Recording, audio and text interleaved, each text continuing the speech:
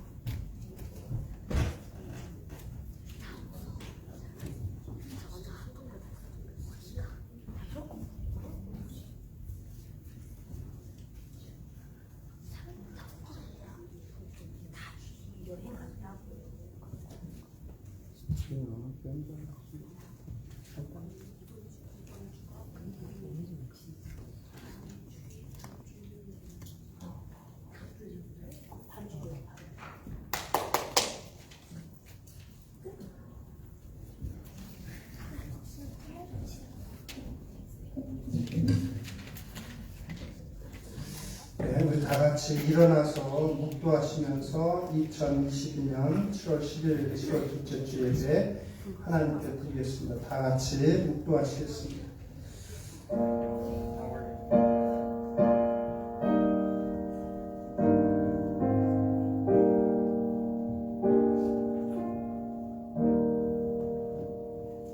할렐루야. 하늘에서 여호와를 찬양하며 높은 데서 찬양할지어다.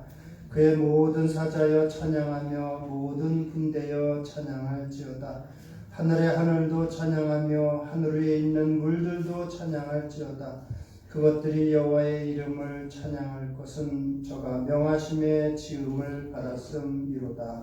아멘. 아버지 하나님, 그렇습니다. 우리를 지으셨을 뿐만이 아니라 하나님의 자녀로 이 땅 가운데서도 삼아주시고 우리 주님을 바라보며 살아갈 수 있도록 귀한 생명 주심을 감사드립니다. 아버지 하나님 앞에 이렇게 또 좋은 날, 거룩하게 구별하신 날 나와 예배드릴 수 있도록 우리의 몸과 마음을 주관해 주시어 감사드립니다. 온전한 예배 드릴 수 있도록 우리의 몸과 마음을 겸손하게 주관해 주시고 마치는 시간까지 우리 주 예수 그리스도의 귀하신 이름만 홀로 영광 받으시옵소서. 감사드리며 함께 하시며 또 이 예배를 주관하시고 기뻐 받으시는 우리 주 예수 그리스도 이름으로 기도드리옵나이다. 아멘. 다 자리에 앉으시고 함께 힘차게 찬양하도록 하겠습니다.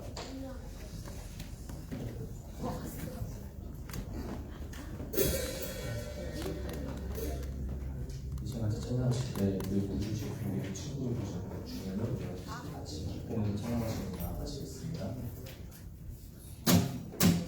다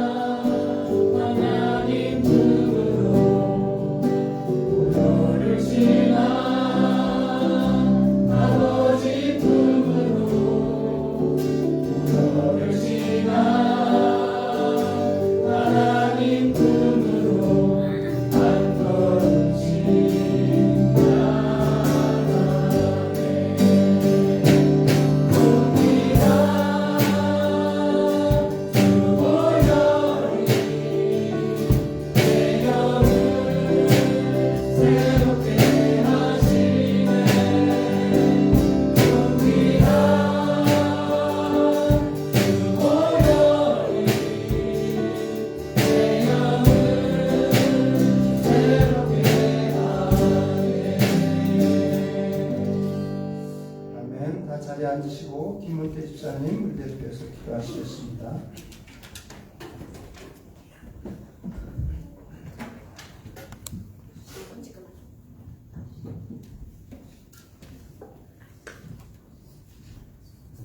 세상을 창조하시고 주관하시는 만왕의 왕 아버지 하나님, 오늘도 귀한 주일을 허락하시어 사망에서 생명으로 구원하신 주님의 사랑을 기억하게 하심을 감사합니다. 아멘. 그 사랑을 예배드리고 찬양할 수 있게 하심을 감사합니다. 아멘. 이 시간 저희가 신령과 진정으로 예배드리고자 하오니 기쁘게 받아주시옵소서. 아멘. 좋으신 하나님, 한 주간도 주님의 보호와 돌보심 아래 있게 하심을 감사합니다. 건강과 수면을 주시고 양식과 거처를 주시니 감사합니다. 아멘. 본군 가운데 피할 길을 주시고 문제가 해결될 수 있게 도우심을 감사합니다. 아멘. 우리의 능이 아닌 주님의 손길이요 은혜임을 고백하며 모든 영광과 감사를 주님께 올려드립니다. 아멘. 한 주간의 죄를 주님께 고백하며 회개합니다. 목이 고든 자 되어 주님께 엎드리기는커녕 우리의 의와 능으로 살았으며 여물지 못한 믿음으로 사사건건 불평과 원망을 드러놓았습니다. 감사드릴 일에 마땅히 감사드리지 못했고 주님의 자녀답게 행동하지 못해 주님의 영광을 가렸습니다. 주님의 마음 아프게 해드려 죄송합니다. 이 시간 전심으로 회개하며 저희의 마음을 주님께로 돌이키오니 주님의 십자가 보혈로 저희의 죄를 용서하여 주시옵소서. 아멘. 저희를 긍휼히 여겨 주시옵소서. 가정 안에서의 믿음과 평안이 회복되기를 원합니다. 가정 안의 불화와 갈등을 부추기는 사탄의 계략에 넘어가지 아니하고 늘 깨어 기도하며 성령님의 도우심을 간구하길 원합니다. 아멘. 그 미간 관계들을 회복시키시고 그 안에서 찬송과 말씀이 넘쳐나길 원합니다. 아멘. 자녀들에게 믿음이 계승되어 세상 유혹과 위선을 분별해내고 미국과 한국 모든 땅에서 주님의 나라가 더 빠르게 확장되는 데 기여하길 원합니다. 아멘. 자꾸만 넘어지는 저희를 불쌍히 여겨주시고 믿는 저희부터 변화되어 가장 먼저 가정 공동체 안에서 주님이 기뻐하시는 제사장, 선교사가 될 수 있게 도와주시옵소서. 아멘. 이곳 컬럼비아에 세우신 교회를 통해 많은 방문자들이 복음을 전해 듣습니다. 믿음이 없는 자에겐 들을 기회를, 있는 자에겐 믿음의 분량이 자랄 소중한 기회가 됨을 고백합니다. 주님의 핏값으로 사신 이곳에 악한 영 틈타지 않게 보호하여 주옵시고 주님이 기뻐하시고 칭찬받는 교회 될 수 있도록 온 성도가 노력할 때 주님께서 어여삐 여기시고 도와주시길 간절히 원합니다. 아멘. 특히 이곳에 거주하시며 믿음을 가꾸시고 방문자들 선교에 힘쓰시는 성도님들의 수고를 기억하시사 그들의 가정과 자녀, 일터 위에 복의 복을 더하여 주시길 간절히 기도드립니다. 아멘. 이창열 목사님과 늘 함께 하심을 믿습니다. 영육간에 강건함을 주시고 선포되는 말씀 가운데 듣는 이들의 혼과 영이 쪼개지며 변화되는 놀라운 일들이 거듭될 수 있도록 역사하여 주시옵소서. 아멘. 많은 일들로 교회를 비우고 여행을 떠난 성도들, 고국에 돌아가는 성도들도 많이 있습니다. 어느 곳에 있든지 안전하게 지켜주시고 주님께 감사하며 예배드릴 수 있게 하여 주시옵소서. 한국으로 돌아가는 분들도 믿음 잃지 아니하고 주님의 빛과 소금으로 한국에서의 사역들 잘 감당할 수 있게 늘 함께하여 주실 줄 믿습니다. 아멘. 이 시간 저희와 함께하신 주님을 찬양하며 드려지는 예배 기뻐 받아 주시옵소서. 감사드리며 언제나 좋으신 예수님의 이름으로 기도드립니다. 아멘.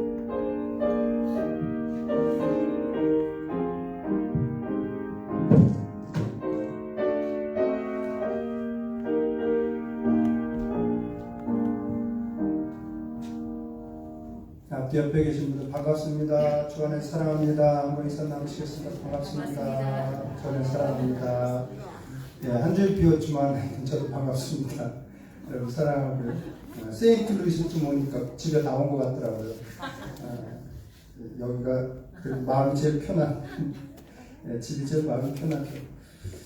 오늘 주신 하나님의 말씀은 잠언 3장 1절 10절 말씀. Today's scripture is the book of Proverbs, chapter 3, verse 1 through 10. 잠언 3장 Proverbs, chapter 3, verse 1 through 10. 다 찾은 줄 알고 제가 공독해 드리겠습니다. 내 아들아 나의 법을 잊어버리지 말고 내 마음으로 나의 명령을 지키라. 그리하면 그것이 내가 장수하여 많은 해를 누리게 하며 평강을 더하게 하리라. 인자와 진리가 내게서 떠나지 말게 하고 그것을 내 목에 매며 내 마음판에 새기라. 그리하면 내가 하나님과 사람 앞에서 은총과 귀중히 여김을 받으리라. 너는 마음을 다하여 여호와를 신뢰하고 내 명철을 의지하지 말라. 너는 범사에 그를 인정하라. 그리하면 내 길을 지도하시리라.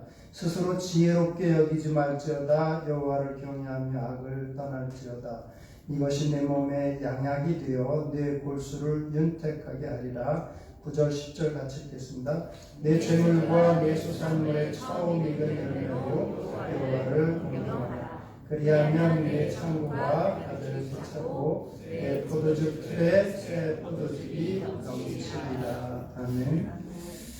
잠언은 하나님께서 솔로몬을 통해서 우리에게 주신 지혜의 말씀입니다.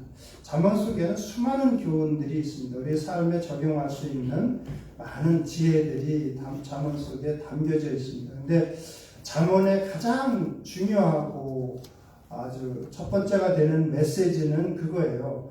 하나님을 경외하는 것이 지혜와 지식의 근본이다 하는 내용이 한 문장으로 하면 가장 중요한 내용입니다. 근데 잠언에서 여러 가지 교훈들이 있는데 가장 기본적인 교훈은 저는 3장이 가장 중요하다고 봐요.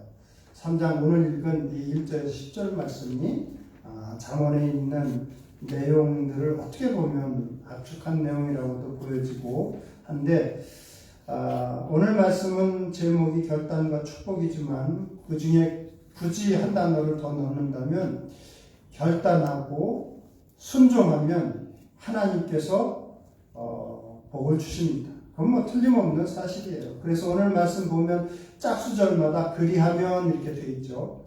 너희가 이렇게 하면 내가 이렇게 복을 주겠다고 하나님께서 약속하십니다.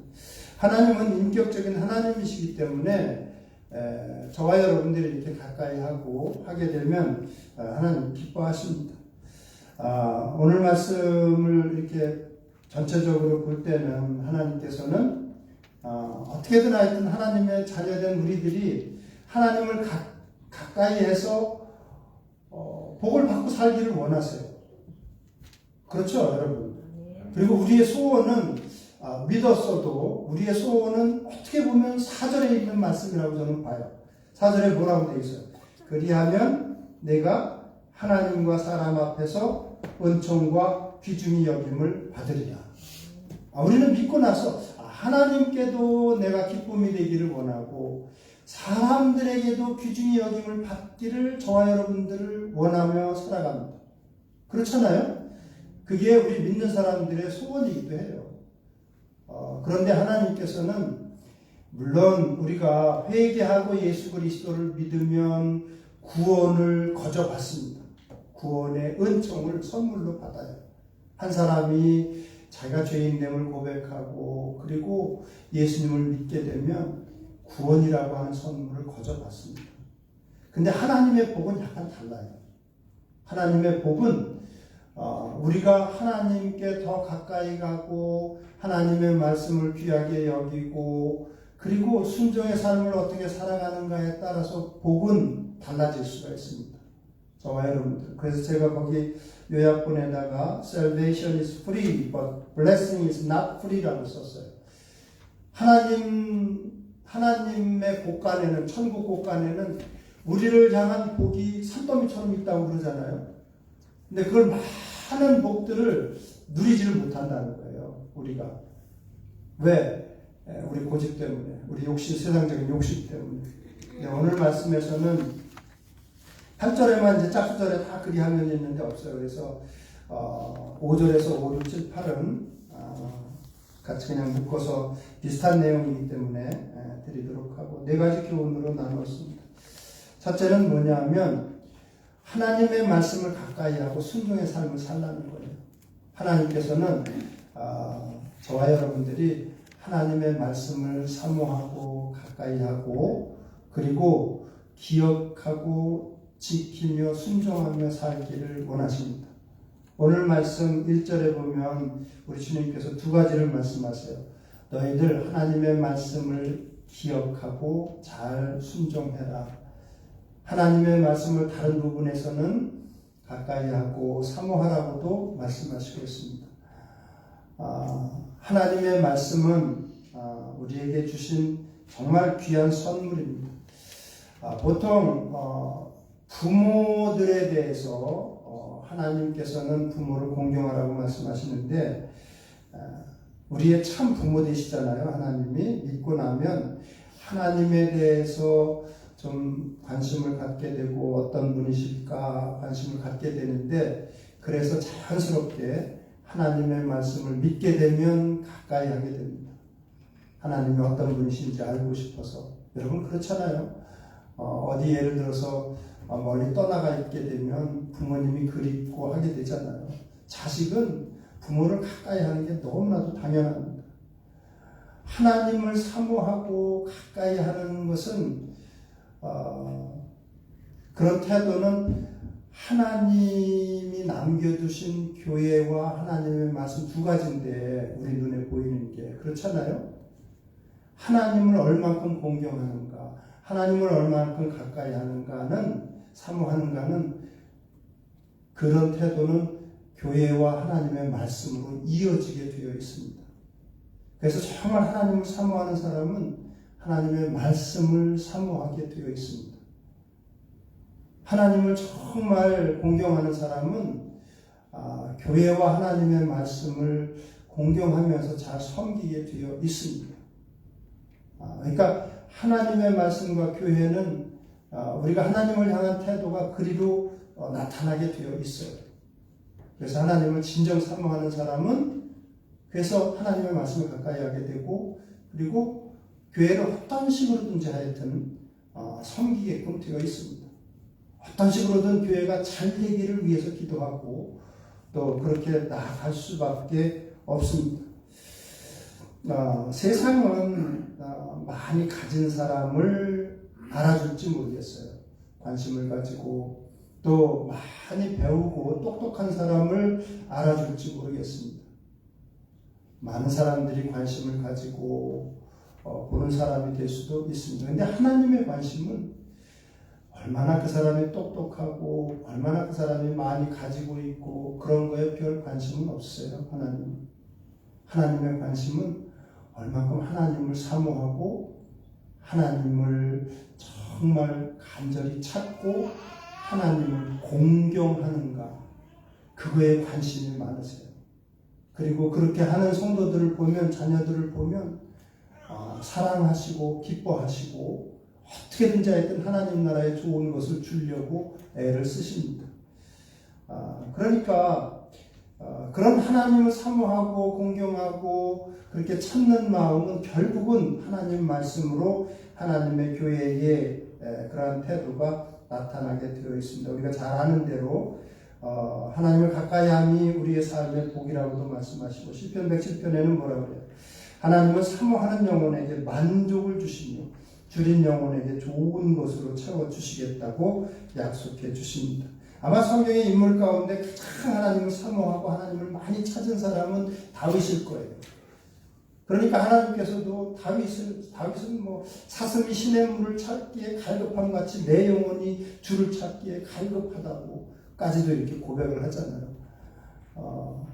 그러니까 하나님은 다윗에게 이런저런 은혜를 주시고 내 종 다윗 사람을 판단하실 때 다윗을 기준으로 해서 판단하십니다. 기쁘시다는 거죠. 그만큼 사랑스럽다는 말씀이죠.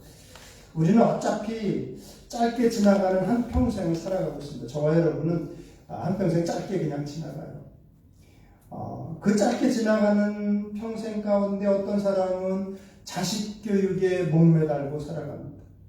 어떤 사람은 돈을 버는데 목을 메고 살아갑니다. 어떤 사람은 학위를 따는데 또 어떤 사람은 세상에 한 자리 차지하는데 출세하는데 목을 메고 살아갑니다. 하나님의 말씀에 묻혀 사는데 목을 메고 살아가는 사람들은 많지 않습니다. 하나님을 기쁘시게 하기 위해서 자기 평생을 바치며 살아가는 사람은 많지 않습니다. 근데 하나님은 그럴 때 기뻐하십니다. 오늘 말씀에서 순종하는 삶을 살아가는 자녀들에게는 두 가지를 약속하십니다. 첫째는 장수하는 삶을 약속하십니다. 우리가 뭐 오래 살기 위해서 비타민도 먹고 이런저런 것들도 먹지만 오래 살려면 특별히 하나님께서는 일반적인 은총은 그래요. 장수하는 삶을 살아가게 하시는데 다른 더 큰 하늘의 복을 주시려면 일찍 데려가시는 경우도 간혹 있지만 일반적으로는 하나님의 말씀에 순종해서 살기 원하는 자녀들에게 장수하는 복을 주시겠다고 약속의 하나님께서 2절에 약속해 주시고 있습니다. 그리고 또 하나 평강의 삶을 살게 해주시겠다고 약속해 주시고 있습니다. 한평생 살다 보면 마음이 불편할 때가 참 많죠. 하루하루가 고역인 사람들도 있습니다. 그런데 하나님께서는 하나님의 말씀에 순종하려고 애쓰는 사람들에게 평강의 삶을 약속해 주시고 있습니다. 그래서 요한복음 14장에도 보면 나의 계명을 가지고 지키는 자라야 나를 사랑하는 자니 나를 사랑하는 자는 내 아버지께 사랑을 받을 것이요 나도 그를 사랑하여 그에게 나를 나타내리라 이렇게 약속하십니다. 하나님의 말씀을 귀하게 여기고 지키고자 하는 자녀들에게는 예수님께서 반드시 내가 너와 함께 있다는 것을 나타내 주시겠다는 거예요. 뭘로? 평강으로. 때로는 힘들고 어려울 때 엎드려서 기도하잖아요. 그러면 어느 순간 하나님께서 편안한 마음을 주십니다. 사실은 계셨는데 그냥 하나님이 평강을 통해서 내가 너와 함께 있어 너무 걱정하지 마. 내가 너를 보호할 거야. 그런 의미예요. 평강. 그러니까 하나님께서는 하나님의 말씀을 귀하게 여기고 그리고 사모하는 자녀들에게 순종하는 자녀들에게 이런 복을 주시겠다고 약속하십니다. 하나님은 약속의 하나님이십니다. 그러니까 하여튼 성경 우리가 일독하고 있는데 말씀을 첫째 귀하게 여기시고요. 가까이 하시고 하루에 한 장씩이라도 읽으세요. 하루에 한 장씩이라도. 그런 자녀들을 하나님께서 기뻐하시는데 물론 말씀을 아는 것에서 그쳐서는 안 되죠. 그래서 제가 씨름하는 자라고 이렇게 제목을 붙였는데 하나님의 말씀과 씨름하는 자가 되어야 된다. 왜 씨름이라고 했는가 하면 하나님의 말씀은 순종하기 할 수가 우리 능력으로는 우리 마음 가지고는 안 돼요. 그게. 그래서 하나님 예를 들어서 미운 사람 잘 대해주기도 쉽지 않거든요.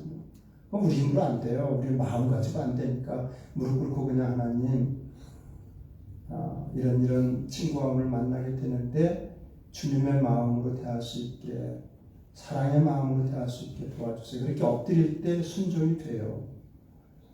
그 순종은 우리 힘과 능력 가지고 안 되는 거니까.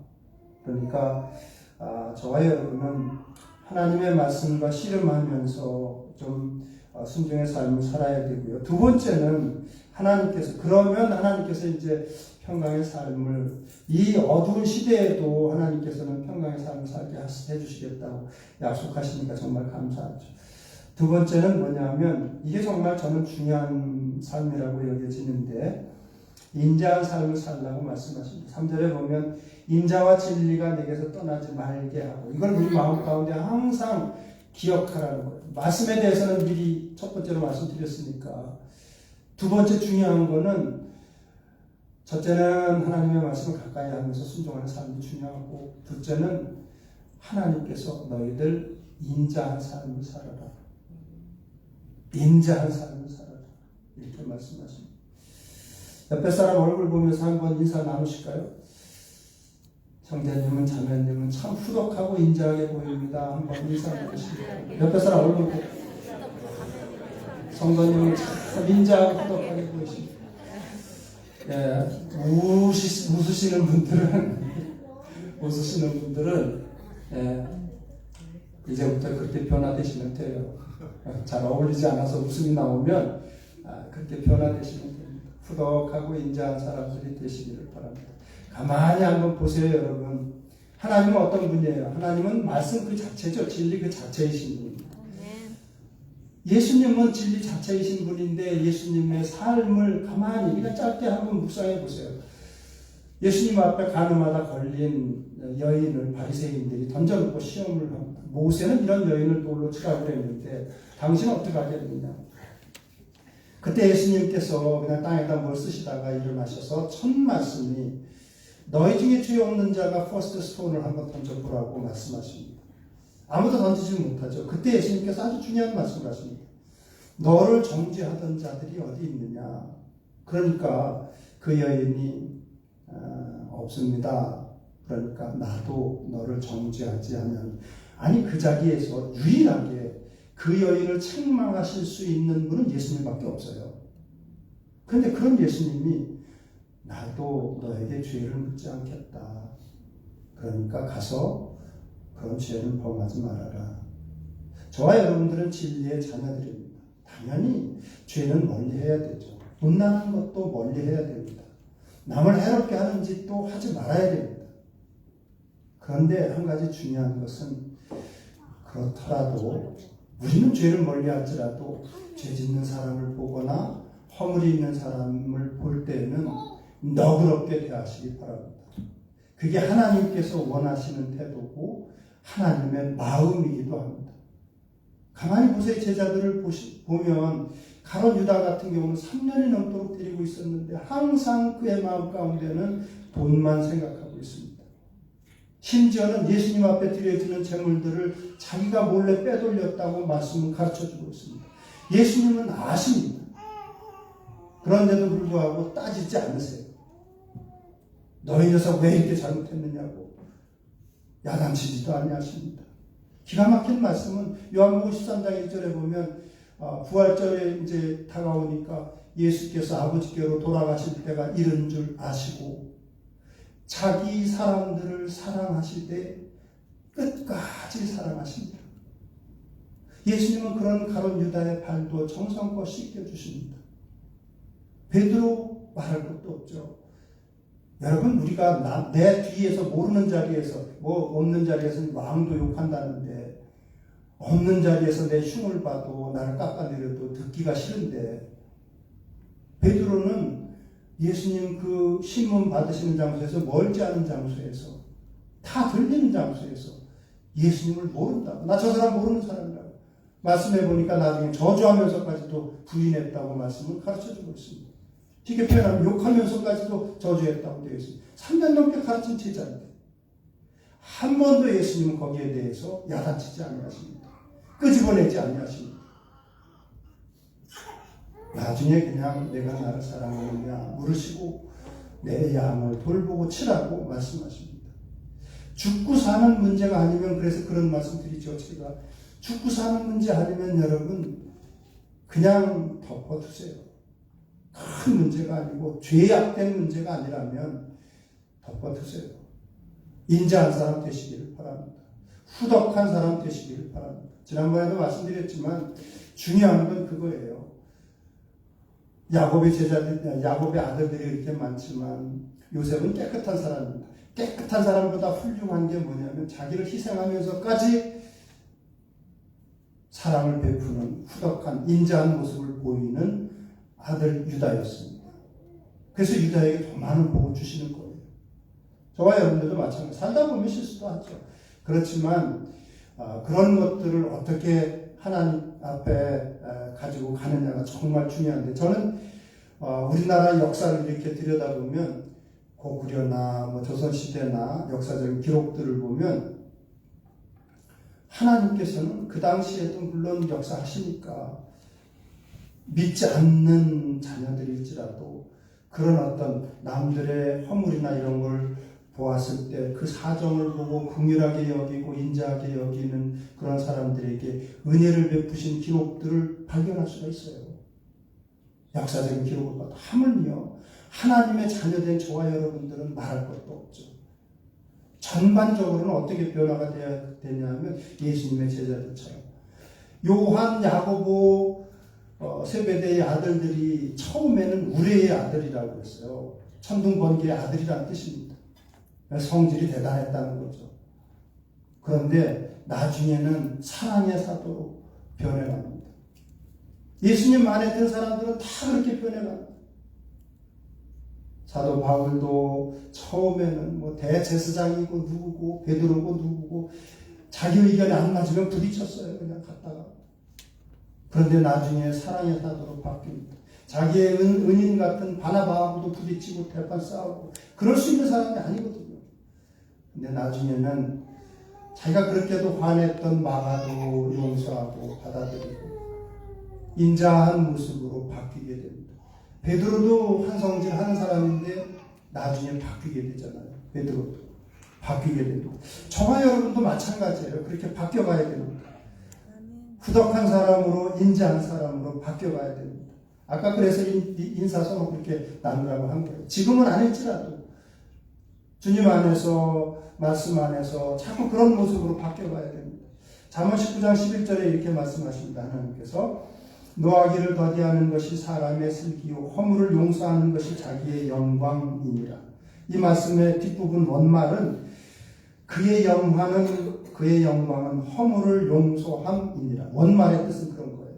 그러니까 무슨 뜻이냐면 우리가 하나님으로부터 죄 용서함을 받고 은혜 받고 하나님의 자녀로 영광스러움은 다른 사람들을 용서함을 통해서 나타난다는 거예요. 나타나야 되고 나타난다는 것입니다. 그런 의미를 가지고 있습니다. 그래서 베드로가 나중에 베드로전서 4장 8절에 보면 무엇보다도 뜨겁게 서로 사랑할지니 사랑은 허다한 죄를 덮느니라. 자기가 용서하지 못하는 사람이 옆에 있어서 주여 용서를 몇 번씩이나 해야 옳습니까? 3번입니까? 아니면 7번입니까? 이렇게 묻던 베드로였었습니다. 근데 그런 은혜를 알고 나서는 사랑은 허다한 죄를 덮는다고 인자한 모습을 갖추게 됩니다. 저와 여러분도 마찬가지예요. 그럴 때 하나님께서 그리하면 내가 하나님과 사람 앞에서 은총과 귀중히 여김을 받으리라 약속해 주십니다. 지난번에도 말씀드렸지만 진정한 긍휼, 진정한 사랑은 나에게 못되게 구는 사람에게까지도 사랑을 베푸는 것입니다. 그럴 때 하나님께서 우리에게 기쁘게 모시고 은총을 베푸신다고 오늘 말씀을 통해서 약속해 주시고 또 사람들 앞에서도 귀중함과 은총을 받게 된다고 약속해 주십니다. 세 번째, 범사에 하나님을 의지하는 삶을 살라고 말씀해 주시고 있습니다. 5절에서 8절 보면 그렇게 말씀해요. 비슷한 내용이기 때문에 하나님께서 그냥 그리하면을 8절에 안 넣으신 것 같습니다. 하여튼 축복의 내용은 하나님께서 우리의 삶을 한 걸음 한 걸음 지도하시고 인도하신다고도 말씀하시고 또 육신적으로도 건강한 삶을 살아가도록 하나님께서 복을 주시겠다고 8절에 말씀해 주시고 있습니다. 어떤 의사가 그래요. 우리의 몸에서 가장 건강을 좌지우지하는 것은 골수다. 의사가 하는 이야기예요. 많은 특히 이제 암병동에서 일하는 의사들이 골수가 정말 중요하다. 실제로 자기도 암에 걸려서 했었던 의사도 그런 이야기를 합니다. 저도 이제 병원에 있어봐서 하는데 사람들이 병에 걸리는 것은 이 뼈가 약해져서 그렇다는 거예요. 스트레스를 받으면 또 지나친 염려와 고민이 들면 뼈가 일단 약해진다고. 뼈 속에 생성되는 피가 면역력을 잃는다는 거예요. 그래서 건강이 나빠지게 된다고. 그런데 수천 년 전에 하나님께서는 솔로몬을 통해서 그렇게 말씀하십니다. 이것이 내 몸의 양약이 되어 내 골수를 윤택하게 하리라. 내 골수를 건강하게 만드시겠다.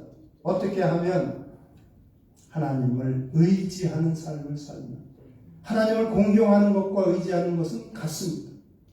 같은 의미예요. 여러분 하나님 의지하면서 살아가세요? 네.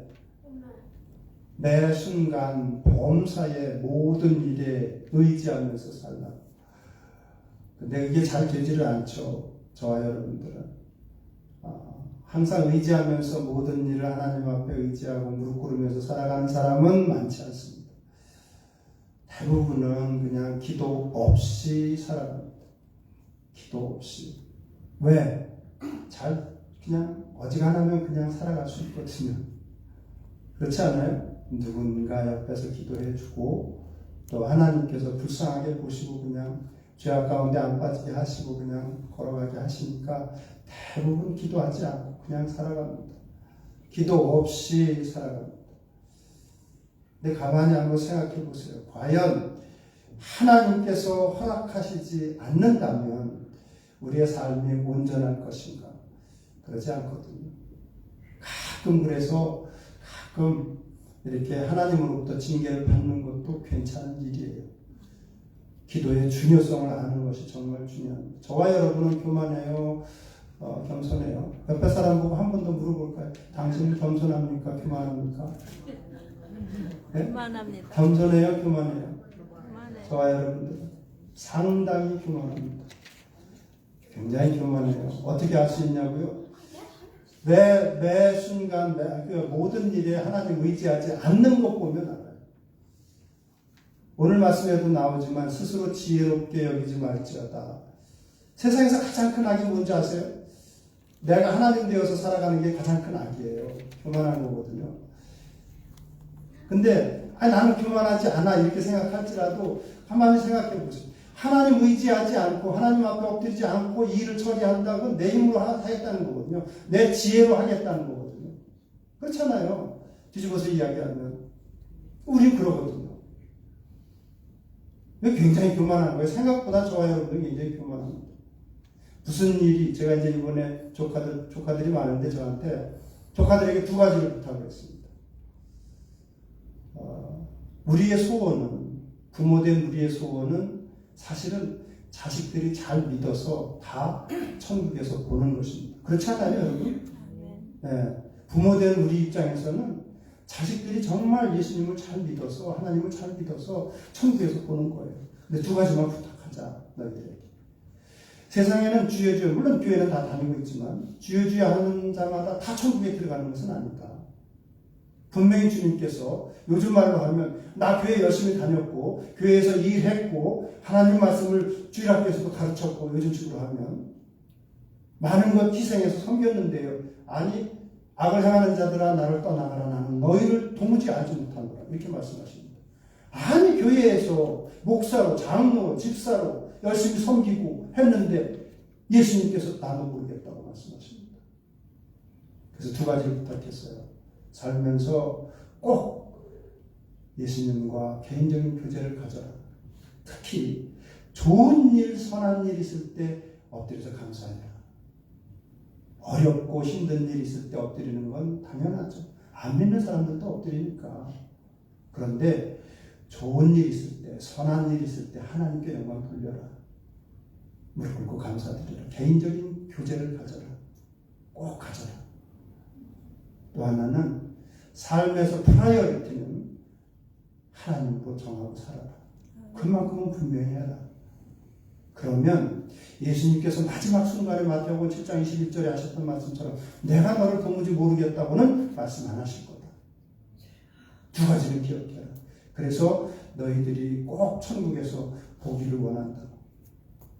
부모들의 솔직한 심정을 우리 자식뿐 아니라 조카들에게도 나누었습니다. 그렇지 않아요, 여러분? 저와 여러분들을 냉정하게 우리 스스로를 판단하면 굉장히 교만합니다. 그래서 의지하지 않아요. 여러분 코로나 시대에 시간이 많이 남죠? 근데 오히려 더 옛날보다도 옛날 코로나 아닐 때보다도 지금 기도하는 사람들이 적습니다. 더 시간이 많아졌고 좀 여유가 있어졌으면 우리 저녁 9시 예배도 있고 그렇잖아요. 집에서 기도가 잘 돼요? 안 되죠. 나오면 그래도 5분이라도 10분이라도 기도할 수 있어요. 엎드려서.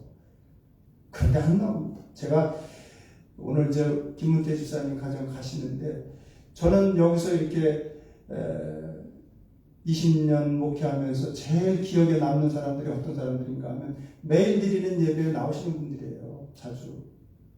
우리 차우리 소울이까지 그렇게 나오셨는데 저는 시간이 지나도 못 잊을 거예요. 저런 분들은. 나와서 이렇게 기도하고 아이들과 함께 5분이든 10분이든 기도하고 이렇게 했던 성도들을 그게 누구를 위한 거예요? 교회를 위한 거고 우리 가족들을 위한 거고 그렇지 않겠어요? 근데 오히려 우리는 얼마큼 교만한가 하면 사도 바울을 우리는 세인트라고 그러잖아요. 세인트인데 뭐라고 고백해요? 예수 그리스도 믿는 사람들을 핍박할 때 이런 고백한 게 아니라 현재형으로 I am the worst of sinners. 사도 바울이 내가 죄인 중에 괴수라고, 최악의 사람이라고.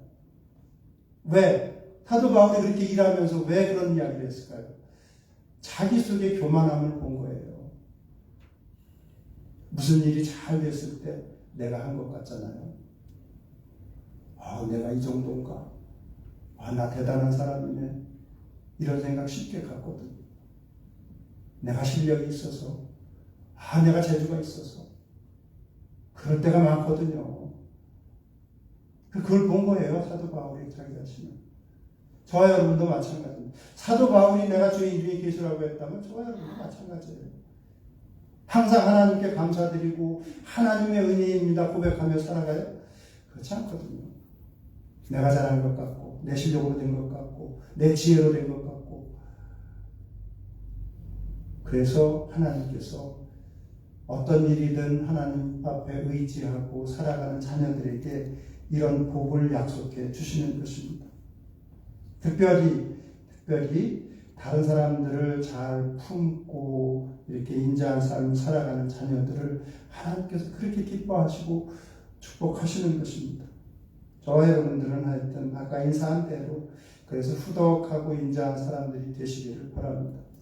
우리 자신은 죄를 멀리 하겠지만, 그렇지만 다른 사람들을 대할 때 좀 그렇게 넉넉한 사람들이 되시기를 바라고, 의지하는 삶을 살았죠. 하여튼 자주 엎드리시고 기도하시고 의지하시기를 바라고, 마지막으로는 첫 것을 하나님께 드리는 삶을 살라고 말씀하십니다. 내 소산물과 재물과 내 소산물의 처음 익은 열매로 하나님을 공경하라고 말씀하십니다. 첫 것을 드리는 것은 두세 가지 의미가 있는데 뭐냐면, 첫 것을 하나님께 드리는 것은 우리도 옛날에 첫 월급 받으면 부모님한테 먼저 좋은 거 사드리고 하게 되는데, 첫 것을 드리는 것은 첫째는 하나님께서 내 삶에 복을 주시어서 이렇게 소산물을 거뒀습니다 하고 감사의 의미도 있고, 두 번째는 하나님이 내 삶에 최고로 중요한 분입니다, 높여드립니다 하는 의미도 있고, 또 하나는 아주 중요한 원리인데, 제가 거기 요약본에다 써놨는데, 제사는 처음 익은 곡식가루가 거룩한 즉 떡덩이도 그러하고 뿌리가 거룩한 즉 가지도 그러하니라. 내가 받은 것을, 첫 것을 거룩하기 때문에 하나님께 드립니다, 이렇게 그런 의미를 가지고 있는데, 그 말씀에서는 나머지 것들도 다 거룩하게 된다는 거예요. 하나님 손에 돌려드리면 내가 그 이후로 받는, 예를 들어서 어느 회사에 들어갔어요. 첫 것을 하나님께 드렸어요. 나머지 그 회사에서 몇 년을 일하든 하는 모든 소득은 다 거룩하다는 거예요. 드릴만 하죠, 여러분? 그래요, 안 그래요? 근데 이제 어떤 걱정이 찾아오냐면, 실제로 해보니까 이 첫 월급 하나님께 드리고 내가 살아갈 수 있을까? 그런 생각이 들더라고요. 그게 실제적인 문제예요. 이거 살아갈 수 있을까? 월급 다 드리고 한 달을 버틸 수 있을까? 드려보세요. 올해 교회 표어가 뭐예요?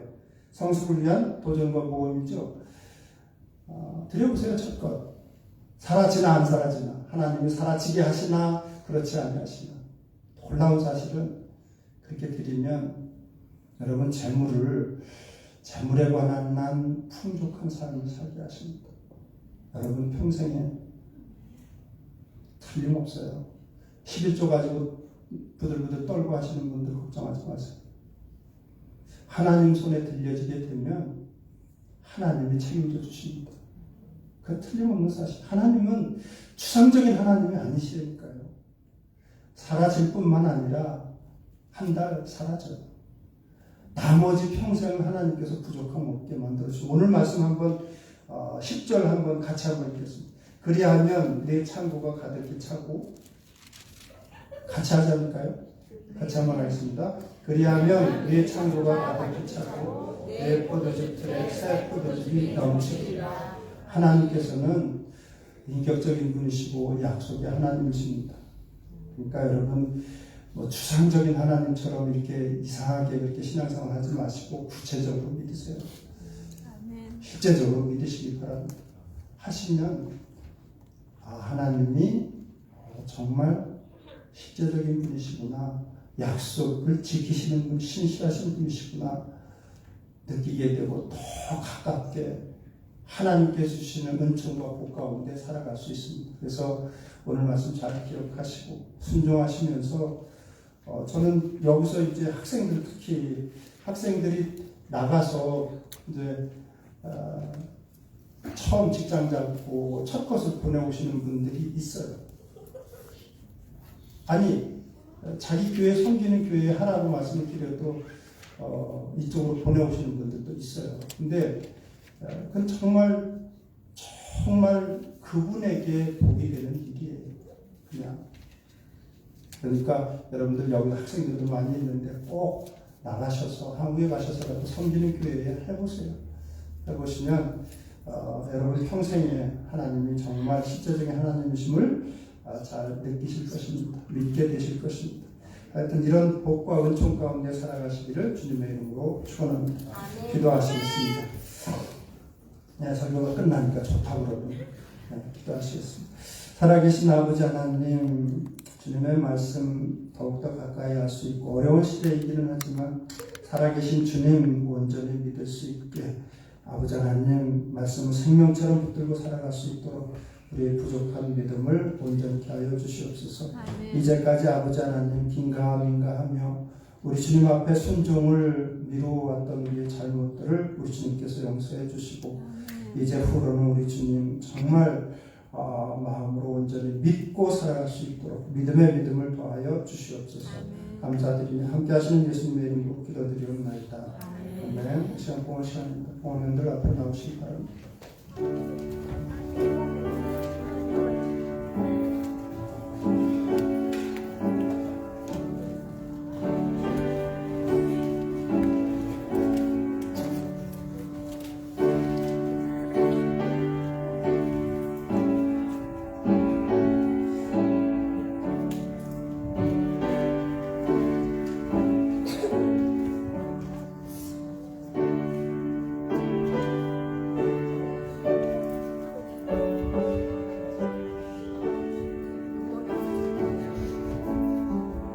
다 같이 일어나서 5장으로 하나님께 영광을 드리겠습니다.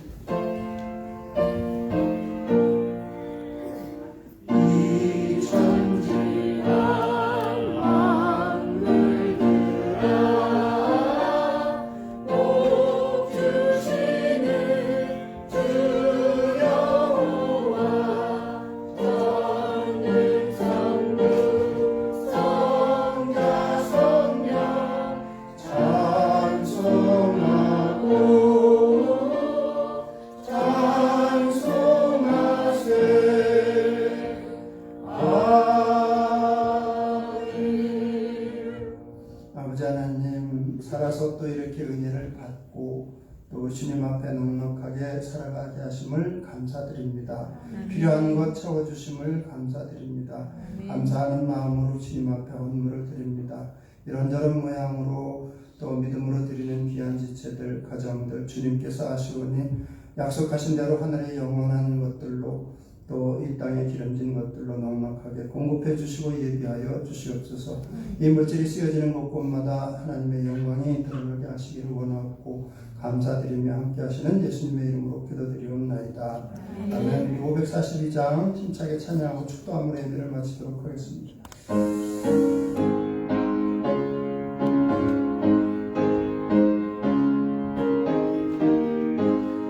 구주 예수 의지하니 심히 기쁜 일일세 영생 허락받았으니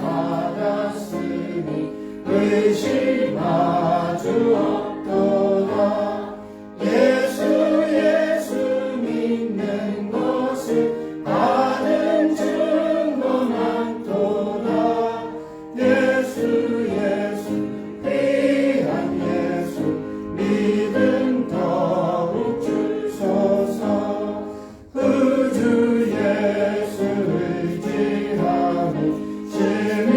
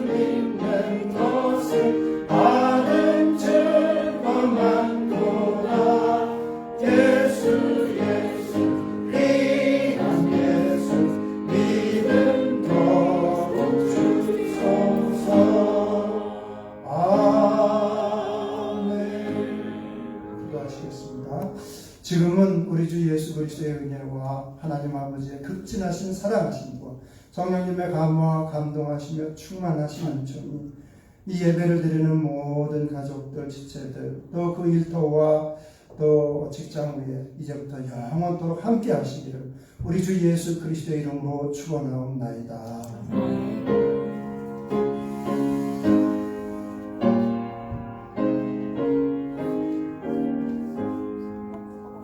믿음으로 승리합시다. 한 번 더 인사 나누시고 잠깐 자리에 앉으시겠습니다.